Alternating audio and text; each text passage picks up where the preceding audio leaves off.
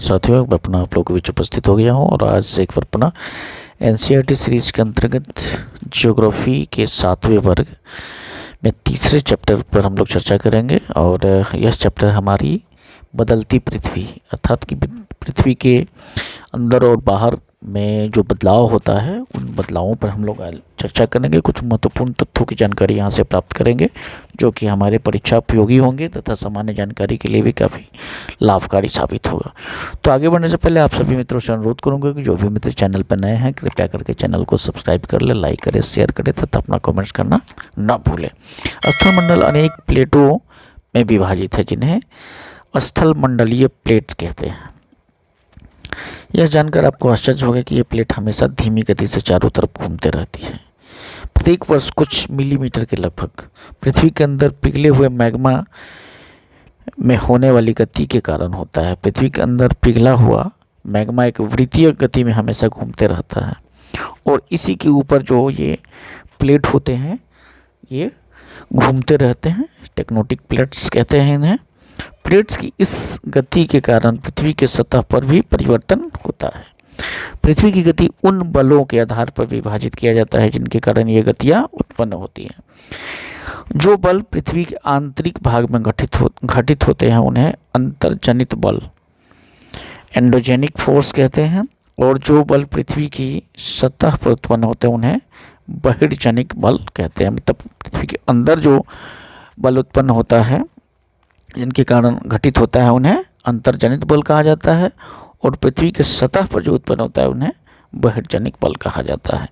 अंतर्जनिक बल भी आकस्मिक गति से उत्पन्न होते हैं तो कभी बिल्कुल धीमी गति से। भूकंप एवं ज्वालामुखी जैसी आकस्मिक गति के कारण पृथ्वी की सतह पर अत्यधिक हानि भी होती है। यहाँ देख सकते हैं पृथ्वी की गतियों को दो भाग में पहले तो बांट दिए, अंतर्जनित, बाह्यजनित। अब अंतर्जनित में आकस्मिक बल, पटल विरूपक बल। अब इस आकस्मिक बल में क्या क्या हो जाएगा? भूकंप, ज्वालामुखी, भूस्खलन। और पटल विरूपक में क्या हो जाएगा? पर्वत निर्माणकारी बल। अब बहिर्जनित में अपरदन एवं निरपेक्ष। अब बाहर क्या कौन कौन सी चीज़ें होती हैं? नदी, बहता जल, पवन, समुद्री तरंग, हिमनद आदि क्रियाएं। आगे बढ़ते हैं। ज्वालामुखी भूप्रपट्टी पर एक खुला ऐसा छिद्र होता है जिससे पिघले हुए पदार्थ अचानक बाहर आ जाते हैं। जैसे कि चित्र में आप देख सकते हैं ये पृथ्वी के सबसे अंदर का भाग है मैग्मा और यहाँ से कमज़ोर परत को देखते हुए ऊपर बिल्कुल ऊपर की तरफ आता है और यहाँ से निकलने लगता है पिघला हुआ पदार्थ। इस प्रकार स्थलीय प्लेटों के गति के कारण पृथ्वी के सतह पर कंपन होता है। यह कंपन पृथ्वी के चारों ओर गति कर सकता है। इस कंपन को क्या कहते हैं? हम लोग भूकंप कहते हैं।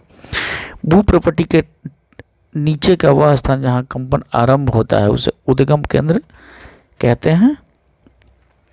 उद्गम केंद्र के भूसतह के निकटतम स्थान को अधिकेंद्र कहा जाता है। अधिकेंद्र से कंपन बाहर की ओर तरंगों के रूप में गमन करती है।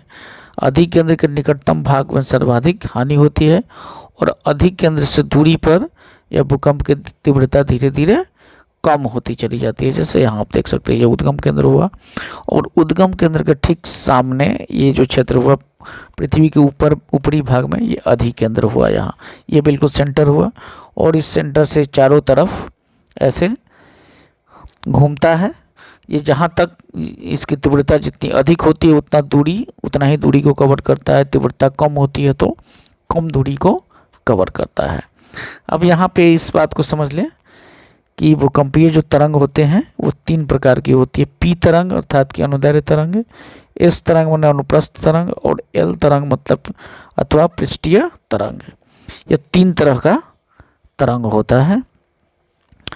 यद्यपि भूकंप की भविष्यवाणी संभव नहीं है लेकिन इसके लिए हम लोग पहले से तैयार हों तो इसकी जो हानि है इसको कम किया जा सकता है। स्थानीय लोग कुछ सामान्य तरीकों से भूकंप की संभावना का अनुमान लगाते हैं, जैसे जानवरों के व्यवहार के अध्ययन, तालाब के मछलियों की उत्तेजना, सांपों का धरातल पर आ जाना। भूकंप की वस्तु स्थिति पर एक अध्ययन यहाँ दिया गया। गुजरात में जो भूकंप आया था 2001 में 26 जनवरी 2001 को गुजरात के भुज शहर में रिक्टर स्केल पर 6.9 की तीव्रता से बहुत ही भीषण भूकंप कहा जाएगा।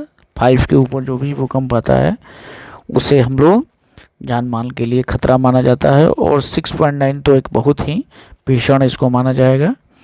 रिक्टर स्केल पर भूकंप को मापने का एक यंत्र होता है, और इस यंत्र को भूकंप लेखी कहते हैं। जो तीव्रता मापा जाता है उसे रिक्टर स्केल कहा जाता है, और इस रिक्टर स्केल पर जो तीव्रता अगर 2 के या उससे कम है तो यह भूकंप का कोई प्रभाव नहीं होता है, पता भी नहीं चल पाता है। लेकिन भूकंप की तीव्रता अगर 5 होती है तो वो वस्तुओं की गिरने तक के लिए क्षति पहुंचा सकता है, और अगर भूकंप की तीव्रता 6 अथवा उससे अधिक हो तो यह बहुत शक्तिशाली हो जाता है, और जिसकी तीव्रता 7 अथवा उससे अधिक होती है उसे बहुत ही शक्तिशाली माना जाता है। अर्थात कि 6 से ऊपर के जो भी तीव्रता वाला भूकंप होगा वह जान मान के लिए खतरा हो जाएगा। सर्वाधिक प्रभावित जो हुआ था स्कूल की इमारतें गिरने से कम 971 छात्रों एवं 31 शिक्षकों की मौत की आशंका तो उस समय हुई थी। भूकंप से बचाव की तैयारी। भूकंप के दौरान कहाँ आश्रय ले? सुरक्षित स्थान पर, रसोई के काउंटर या मेज के नीचे, दीवार के अंदरूनी कोने में जा सकते हैं। इनसे दूर रहें, आग वाले स्थान से दूर रहें, चिमनी के आसपास न रहें, टूट सकने वाली खिड़कियां, दर्पण, तस्वीर फ्रेम से अलग रहें। पहले से तैयार रहें। अपने दोस्तों और परिवार के सदस्यों के बीच जागरूकता फैलाएं और आपदा का सामना करने में अपने विश्वास रखें। अफरा तफरी न मचाएं। ये सारी चीज़ें हो सकती हैं। अब आगे बढ़ते हैं। जो स्थलाकृतियाँ, तो अपक्षय एवं अपर्दन नामक 2 प्रक्रम द्वारा दृश्य भूमि लगातार विघटित होती रहती है। पृथ्वी की सतह पर शैलियों को टूटने से अपक्षय की क्रिया क्या होती है। भूदृश्य पर जल, पवन, हिम जैसे विभिन्न घटकों के द्वारा होने वाले क्षय को अपर्दन कहते हैं। वायु, जल आदि अपरदित पदार्थ को एक स्थान से दूसरे स्थान पर ले जाते हैं और फलस्वरूप एक स्थान पर निरपेक्षित करते हैं। अपर्दन एवं निरपेक्ष के ये प्रक्रम पृथ्वी की धरातल पर विभिन्न स्थलाकृतियों का निर्माण करते हैं। नदी के कार्य।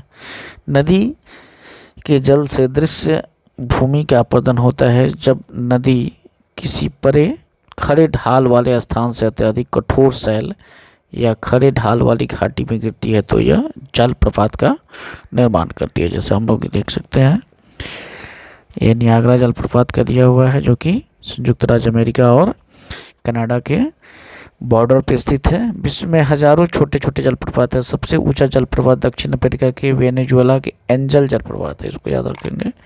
अन्य जलप्रपात में उत्तरी अमेरिका और में कनाडा तथा संयुक्त राज्य अमेरिका की सीमा पर स्थित नियाग्रा जलप्रपात और अफ्रीका के जाम्बिया और जिम्बाब्वे की सीमा पर स्थित विक्टोरिया जलप्रपात।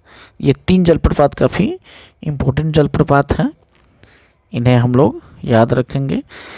जब नदी मैदानी क्षेत्र में प्रवेश करती है तो मोड़दार मार्ग के पर बहने लगती है। नदी की इन्हीं बड़े मोड़ों को विसर्प कहते हैं, विसर्प कहा जाता है। बाद में विसर्पों के किनारों पर लगातार अपर्दन और निरपेक्ष शुरू हो जाता है। विसर्प लूप के सिरे के निकट आ जाते हैं।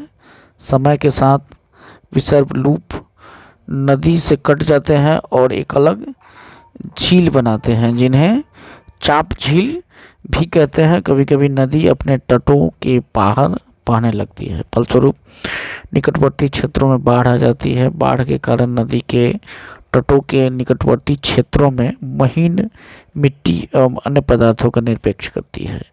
ऐसी मिट्टी एवं पदार्थों को अवसाद कहते हैं। इससे समतल उपजाऊ पाटकृत मैदान का निर्माण होता है। नदी पर उत्कृष्ट तटों को तटबंध कहते हैं। समुद्र तक पहुँचते पहुँचते नदी का प्रवाह धीमा हो जाता है और नदी अनेक धाराओं में विभाजित हो जाती है। जैसा कि इन्हें वितरिका कहा जाता है। यहाँ नदी इतनी धीमी हो जाती है कि अपने साथ लाए हुए मलबे का निरपेक्ष करने लगती है। प्रत्येक वितरक अपने मुहाने पर का निर्माण करती है। सभी मुहानों पर अवसादों के संग्रह से डेल्टा का निर्माण होता है। नदी अपने साथ जो भी चीज़ें लाती है, यहाँ पे जब समुद्र में गिरने से पहले ये इसकी धीमी हो जाती है एकदम, और यहाँ से नदी इस तरह से बढ़ जाती है और ये बीच का एक त्रिभुजाकार आकार बन जाता है जिसे डेल्टा कहा जाता है। गंगा नदी के द्वारा बनाए गए डेल्टा को सुंदरबन नाम दिया गया है, जो कि विश्व का सबसे बड़ा डेल्टा है। समुद्री तरंग के कार्य। समुद्री तरंग के अपतन तथा निरपेक्ष तटीय स्थलाकृतियाँ बनाते हैं। समुद्री तरंगों में लगातार सैलों से टकराती रहती है, जिससे दरार विकसित होती है। समय के साथ ये बड़ी और चौड़ी हो जाती है। इनको समुद्री गुफा कहा जाता है, जैसे कि यहाँ देख सकते हैं इस चित्र के माध्यम से। इसी तरह इन गुफाओं के बड़े हो जाने पर इन्हें केवल छत ही बचाती है, जिन्हें तटीय मेहराब कहा जाता है।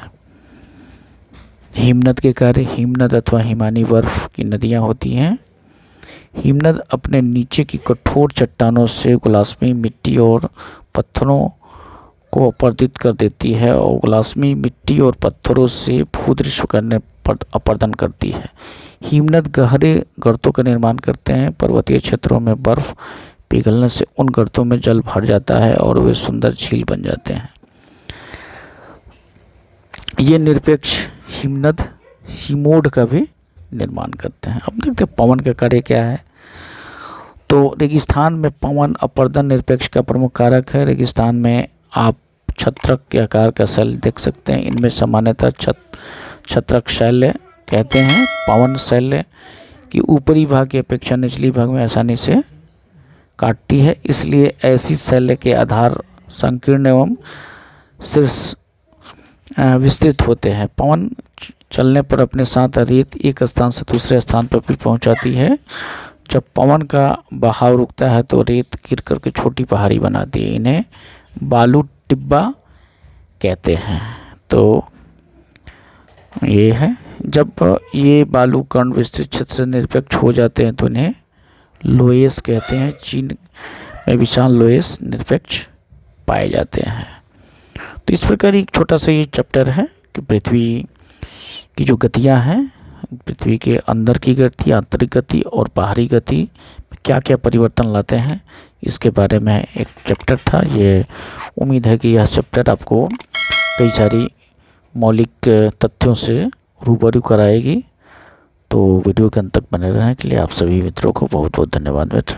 Thank you very much.